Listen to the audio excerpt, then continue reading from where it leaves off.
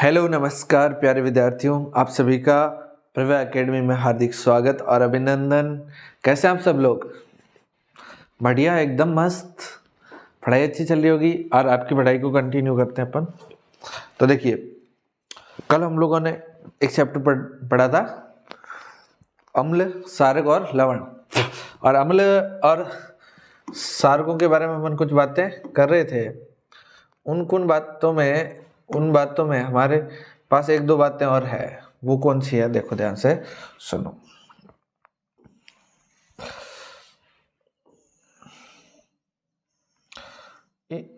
देखो क्या बात कर रहे हैं अपन कि सभी अम्ल और क्षारकों में समानता क्या है। अम्ल और क्षारकों में समानता है क्या? कुछ कुछ कॉमन कुछ आता है क्या? तो इसके बारे में अपन बात करते हैं। सबसे पहले अपन बात करते हैं अम्ल की।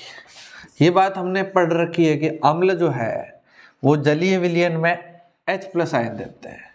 कौन सा आयन देते हैं? H+ या H3O+ हाइड्रोनियम आयन देते हैं।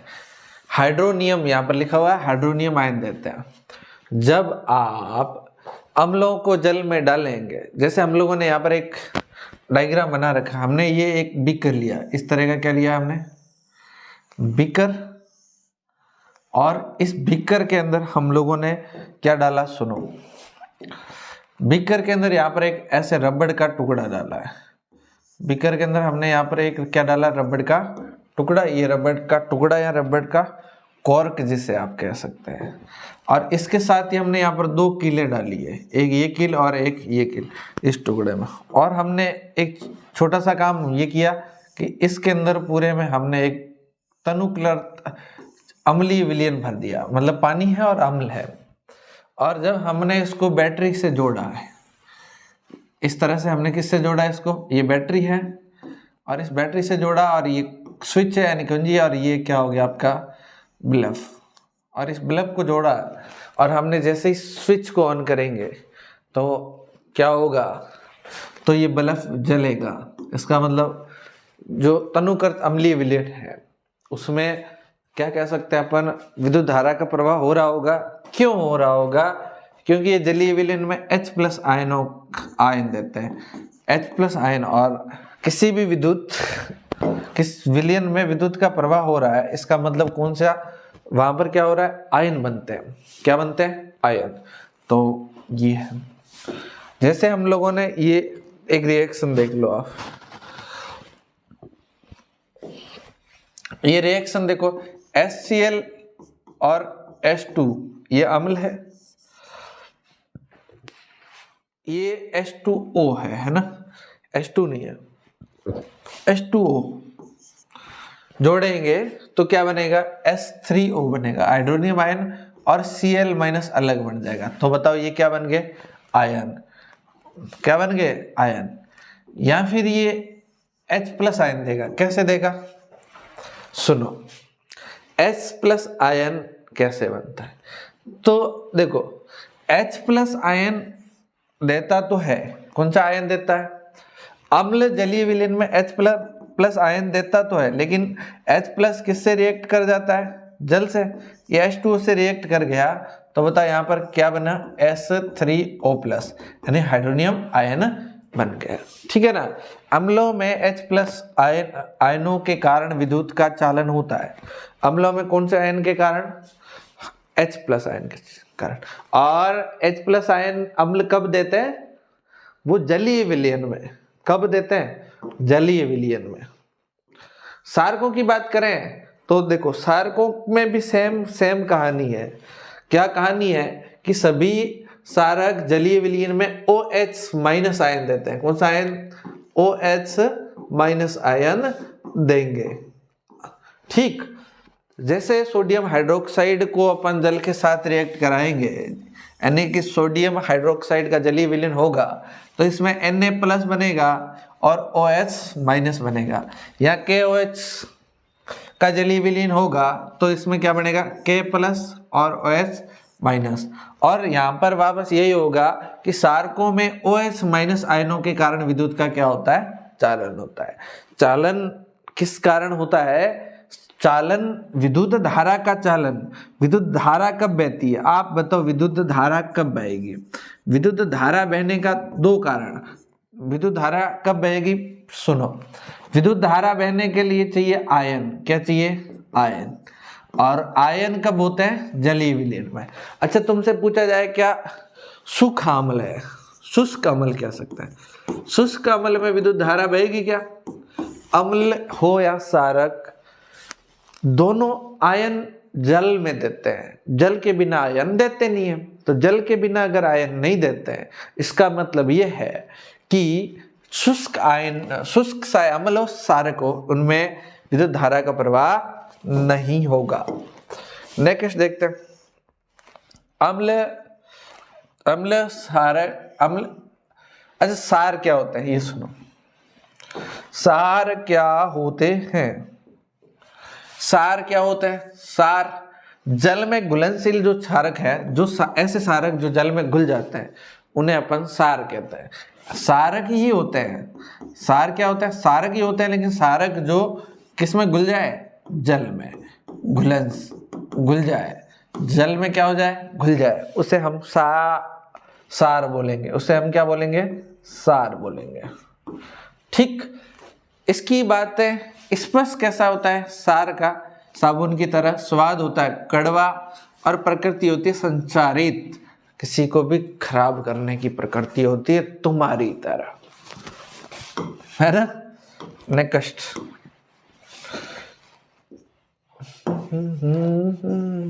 जल में अम्ल या क्षारक के घुलने की प्रक्रिया अत्यंत उष्माक्षेपी होती है। अगर जल में आप अम्ल को या क्षारक को मिलाओगे तो वो अभिक्रिया होगी, वो अत्यंत उष्माक्षेपी होती है। उष्माक्षेपी का अर्थ क्या होता है? उष्मा बाहर निकलती है। उष्मा क्या निकलती है? बाहर निकलती है। और अत्यंत बहुत ज्यादा उष्मा बाहर निकलती है, तो उष्माक्षेपी होती है। इसलिए आप को अगर अम्ल और क्षार को मिलाना है तो पहले पानी लो, क्या लो? जल, और इसमें अम्ल या क्षारक मिलाओ, और थोड़ा थोड़ा मिलाओ और हिलाते हुए मिलाओ, ऐसे मिलाना। तो यहाँ पर लिखा, अम्ल को सदैव हिलाते हुए एवं धीरे धीरे अम्ल या क्षारक को मिलाते हैं। जल को सदैव हिलाते हुए, जल को हिलाते रहना है और धीरे धीरे अम्ल या क्षारक को मिलाते रहना। थोड़ा थोड़ा मिलाओगे तो मिल जाएगा। ठीक, नेक्स्ट बात करते हैं। एक नाम आएगा तनुकरण। कौन सा आएगा? तनुकरण। क्या होता है? सुनो ध्यान से। तनुकरण के बारे में बात करते हैं। जल में अम्ल या क्षारक मिलाने पर या तो हाइड्रोजन आयन होगा या OH- आयन, हाइड्रोक्साइड आयन, इनकी सांद्रता में प्रति इकाई आयतन में कमी हो जाती है। कि 1 लीटर अम्ल लिया, शुद्ध लिया, अब हमने उसमें थोड़ा थोड़ा पानी मिलाया तो 2 लीटर बन गया। 2 में से हमने 1 लीटर लिया, तो पहले जो शुद्ध अम्ल था, उस शुद्ध अम्ल में हाइड्रोजन आयन ज्यादा होंगे क्योंकि वो तो शुद्ध अम्ल था, और उसके बाद हमने पानी मिला दिया तो हाइड्रोजन आयन उस 1 लीटर में कम पड़ जाएंगे, क्योंकि मान लो 100 आयन थे। ऐसे समझाता हूं मैं आपको कि जैसे ये अम्ल है 1 लीटर, कितना अम्ल है? 1 लीटर। अब 1 लीटर अम्ल है, इसमें मान लो 100 H+ आयन है। कितने आयन है? 100। अगर हमने इसमें 1 लीटर और पानी डाला, 1 लीटर और पानी डाला, 1 लीटर जल डाल दिया, 1 लीटर क्या डाला? H2O, तो ये टोटल कितना हो गया? 2 लीटर।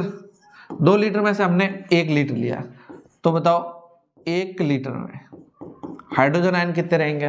तो आप कहोगे कि सर 2 लीटर में अब 100 है, तो 1 लीटर में कितने हो जाएंगे? 50। इसका मतलब हाइड्रोजन आयनों की सांद्रता कम पड़ेगी।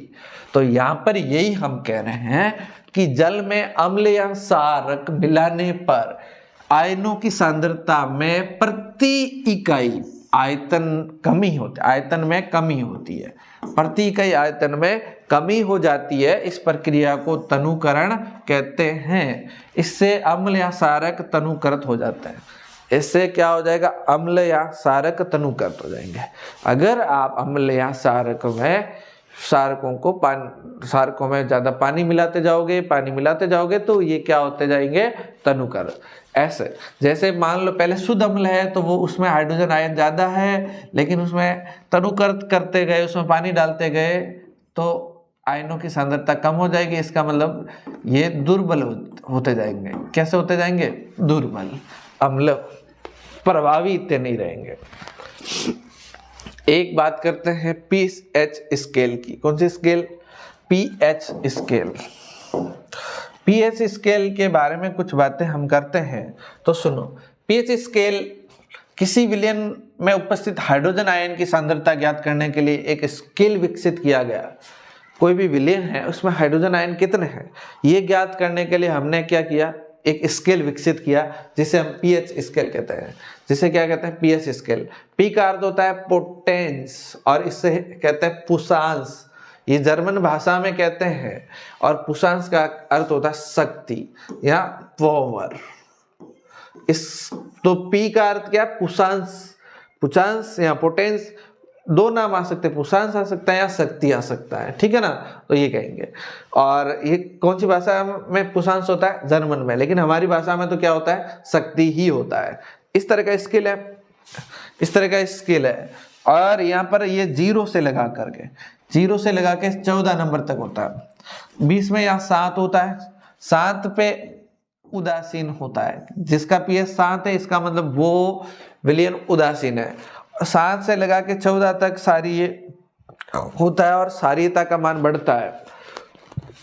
इधर 0 से लगा के 7 से पहले तक के जो विलयन का पीएच है वो अम्लीय होता है, और इस साइड में आओगे 0 की तरफ तो अम्लीयता का मान बढ़ेगा, ठीक है ना? इस साइड में हाइड्रोजन आयन ज्यादा होते हैं, इस साइड में ये हाइड्रोजन आयन धीरे धीरे कम हो गए, और यहाँ बिल्कुल नहीं होते। यहाँ OH माइनस आयन ज्यादा होते हैं और धीरे धीरे इस साइड आते हैं तो यहाँ पर OH माइनस आयन कम हो जाता है। तो ये इस तरह का स्केल विकसित किया गया जिसे हम क्या कहते हैं? PH scale. इसके माध्यम से आप किसी भी विलयन की क्या ज्ञात कर सकते हो? पीएच ज्ञात कर सकते हो। पीएच का अर्थ होता है हाइड्रोजन आयनों की सांद्रता, पावर ऑफ हाइड्रोजन आयन। चलो नेक्स्ट देखते हैं।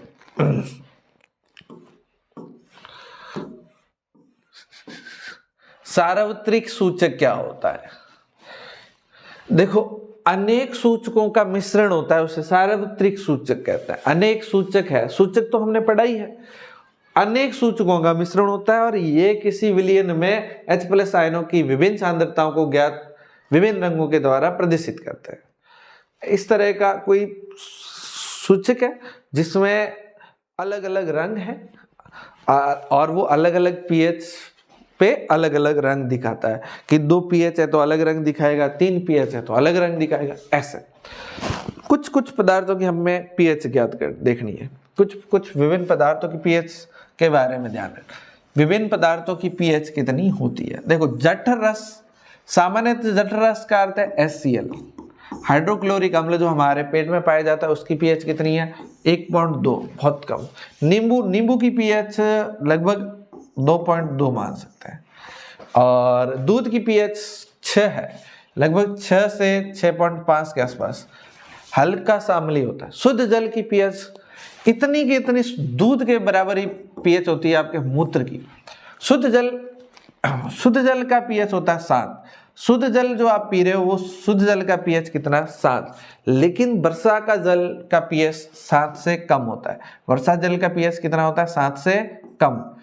और आपने कभी कभी नाम सुना होगा अम्लीय वर्षा। अम्लीय वर्षा में पीएच का मान 5.5 से भी कम हो जाता है, 5.5 से भी कम हो जाता है। एक रक्त है, रक्त का पीएच है 7.4।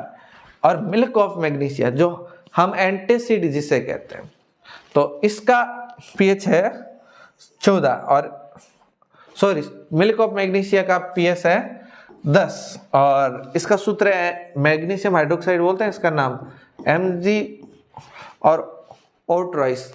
और NaOH का कितना है? 14। सबसे प्रबल सारक है, बहुत खतरनाक सारक है, ठीक है? तो ये हो गया। ओके, प्रबल अम्ल, दुर्बल सारक, ऐसा।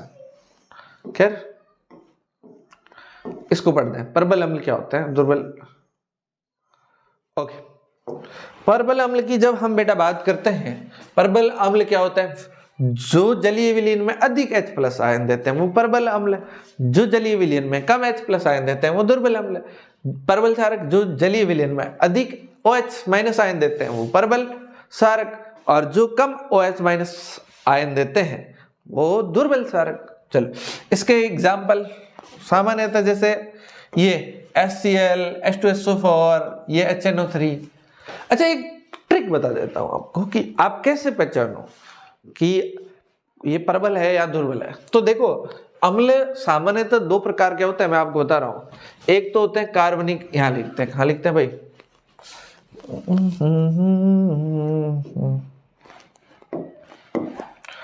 कहीं भी लिख के समझाना तो है तुम्हें, क्या ही करना है, यहां लिख देते हैं।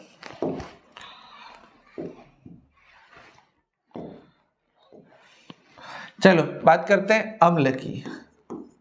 अम्ल दो टाइप के हैं, एक तो होता है कार्बनिक और एक होते हैं अकार्बनिक। एक तो कार्बनिक अम्ल है, एक अकार्बनिक। देखो कार्बनिक अम्ल का अर्थ क्या होगा, तुम मेरे को बात बताओ।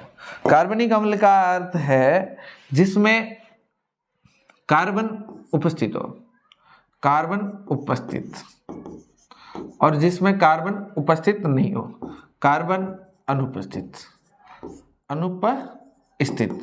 तो बताओ जिसमें कार्बन उपस्थित होगा वो कार्बनिक अम्ल है, और जिसमें कार्बन उपस्थित नहीं होगा वो अकार्बनिक। अब सिंपल सा आपको क्या ध्यान रखना है, बेसिक सी ट्रिक है, ठीक है ना, आप पहचान पाएंगे एग्जाम में आ जाए तो। जहां सी उपस्थित है, जहां क्या उपस्थित है, सी उपस्थित है, वो कार्बनिक अम्ल है, इसका मतलब वो दुर्बल अम्ल है। कैसा अम्ल होगा, दुर्बल अम्ल। जबकि ये वाला कैसा होगा, ये वाला परबल अम्ल होगा, जहां कार्बन नहीं है परबल अम्ल होगा। कैसा होगा, परबल अम्ल होगा। इसका स्क्रीनशॉट ले ताकि, और या फिर कहीं पर नोट करके रखो, क्योंकि भूल जाओगे बातें। तो ये बात आप ध्यान में रखिए, जिसमें कार्बन उपस्थित है वो तो दुर्बल अम्ल है, जिसमें कार्बन उपस्थित नहीं है परबल अम्ल है। जैसे अब आप यहां देखो, मैं आपको खुद ही बताओगे आपकी सर पॉइंट है। देखो परबल अम्ल की बात कर रहे थे हम, ये देखो परबल अम्ल की हम जब बात कर रहे हैं, कौन सा colour colour colour colour colour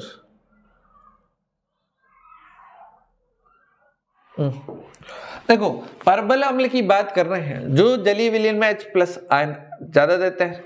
देखो HCl बताओ कार्बन है, नहीं, परबल। H2SO4 कार्बन है, नहीं, वो लोग परबल अम्ल। HNO3 कार्बन नहीं है तो परबल। यहां वाला देखो कार्बन है तो दुर्बल अम्ल। ठीक है, ये सामान्यतः जीवों से प्राप्त होते हैं। कौन, कार्बनिक अम्ल जीवों में, कौन, पादप प्लस जंतु दोनों। ठीक, परबल क्षारक की बात करें जो अधिक OH- आयन देते हैं, तो जैसे NaOH और KOS, ये ध्यान रखना। और पर दुर्बल जो कम देते हैं, जैसे मिल्क ऑफ मैग्नीशिया दुर्बल क्षारक है। और NS4OS ammonium hydroxide, calcium hydroxide की बात करें, ये भी कैसा है, दुर्बल क्षारक है। ठीक, तो ये हो गया। नेक्स्ट देखते हैं अपन, दैनिक जीवन में पीएच का क्या महत्व है। आपके दैनिक जीवन में कुछ कुछ पीएच का महत्व होता है या नहीं होता है। देखो ध्यान सुनो, पहला पौधों व पीएच के प्रति संवेदनशीलता, पौधे एवं पीएच के प्रति। देखो पौधे और जंतु होगा, या इसने मिस टाइप, पौधे एवं जंतु पीएच के प्रति संवेदनशील होता है नहीं होता है। हमारा शरीर का पीएच प्रास 7 से लगा के 7.0 से लगा के 7.8 के बीच में कार्य करता है। हम हल्के सारी माहौल में काम करते हैं। अम्लीय वर्षा 5.6, मैंने 5.5 से कम बताया ना, तो वही है 5 पॉइंट, ये लगभग होते हैं, ठीक है ना।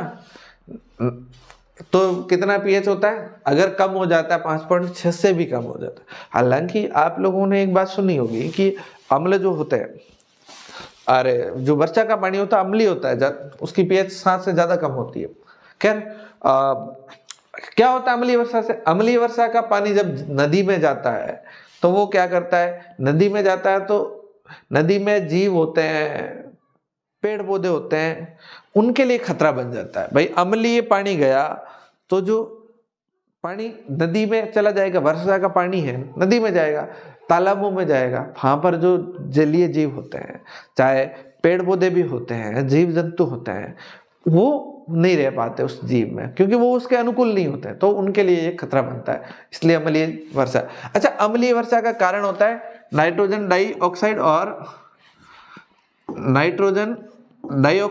और सल्फर डाइऑक्साइड, ये दोनों किसके कारण होते हैं, इस अम्लीय वर्षा के कारण होते हैं। और नेक्स्ट देखते हैं अपन। अच्छा, शुक्र पर सफेद पीले बादल H2SO4 के बने हुए हैं। शुक्र ग्रह है, शुक्र ग्रह आप लोगों ने नाम सुना होगा, वहां पर H2SO4 के सफेद और पीले बादल पड़े हैं। तो आप एक बात बताओ, क्या वहां पर रहना संभव है? क्या वहां पर कोई इंसान रह कैसे सकता है? क्योंकि वहां H2SO4 के बादल बने पड़े हैं, तो वहां कोई इंसान रह नहीं सकता। ठीक, बगीचे की मिट्टी का पीएच भाई, अच्छा आप लोगों ने एक चीज देखी होगी कि आपके गांव में आते हैं मिट्टी मापने वाले लोग, आते हैं मिट्टी की पीएच सैंपल लेके जाते हैं और मापते हैं कि इसमें क्या हो सकता है। तो ये भी मिट्टी, आपके खेत की जो मिट्टी है उसका पीएच भी फसल के लिए बहुत इंपॉर्टेंट होता है। विशिष्ट पीएच परास में ही अच्छी फसल हो सकती है। सबकी पीएच परास है कि भाई इस पीएच परास में बाजरी हो जाएगी, इस पीएच परास में जीरा हो जाएगा, या मूंगफली हो जाएगी, या अनार हो जाएगा, कुछ भी हो जाएगा ना, तो वो विशिष्ट परास है, तो वो उसको सैंपल चेक करते हैं और पीएच देख के बता सकते हैं। तो वो है पाचन तंत्र का पीएच। देखो, पाचन के लिए हमारे पेट में अम्लीय माध्यम चाहिए रहता है। तो देखो, HCl शरीर को बिना हानि पहुंचाए भोजन के पाचन में सहायता करता है, ठीक है ना। भोजन HCl का पीएच अभी हमने बताया ना बहुत कम होता है, 1.2 के आसपास। तो ये क्या करता है, बिना शरीर को नुकसान पहुंचाए, ये इसका पीएच HCl का इतना खराब है कि इससे आप की हड्डियां पिघल सकती है, हड्डी पिघल जाएगी, तो उस पीएच पे काम करता है। लेकिन हमारे को शरीर को नुकसान क्यों नहीं पहुंचाता? क्योंकि एक हमारे इसमें श्लेष्मा की परत होती है। किसकी परत पाई जाती है? श्लेष्मा की एक परत पाई जाती है जो ऐसे परत है, और इसके अंदर क्या भरा पड़ा है? HCl भरा पड़ा है, तो वो नुकसान नहीं पहुंचाता। ठीक है, नेक्स्ट देखते हैं। ये अधिक होता है, अगर हमारे पेट में HCl अधिक हो जाए तो पता है क्या हो जाएगा? तो हमारे पेट में अगर HCl अधिक हो गया तो एक बीमारी होगी जिसे अपस कहेंगे। क्या कहेंगे? अपस, या एसिडिटी, नाम सुना होगा आप लोगों ने। एसिडिटी क्या होगी? पेट में गैस टाइप सी होगी, वो एसिडिटी है। इससे क्या होगा? पेट में दर्द होगा और पेट में जलन टाइप होगी, जलन होगी। तो ठीक, फिर बात आती है इसको कम करने का उपाय, तो हमें खाना होगा एंटासिड। क्या खाना होगा? एंटासिड। एंटासिड खाना होगा, हमें एंटासिड खाना होगा। एंटासिड का अर्थ है दुर्बल सारक। अरे एसिड का अर्थ क्या होता है? एसिड का अर्थ होता है अम्ल। एसिड का अर्थ क्या है? अम्ल। एसिड का अर्थ तो है अम्ल, और इस अम्ल का एंटी, अम्ल का एंटी, जो अम्ल का एंटी है वो एंटासिड है, और अम्ल का एंटी होता है हमेशा सार। तो हम दुर्बल सार की बात कर रहे हैं। तो ऐसा ही दुर्बल सार के मिल्क ऑफ मैग्नीशिया, जिसे अपन क्या कहते हैं, इसका सूत्र है Mg, magnesium hydroxide, magnesium hydroxide. ठीक, तो ये हो गया। ये हमारे दैनिक जीवन में कुछ कुछ यूज आते हैं, किसके? किसके यूज आते हैं? ये आते हैं हमारे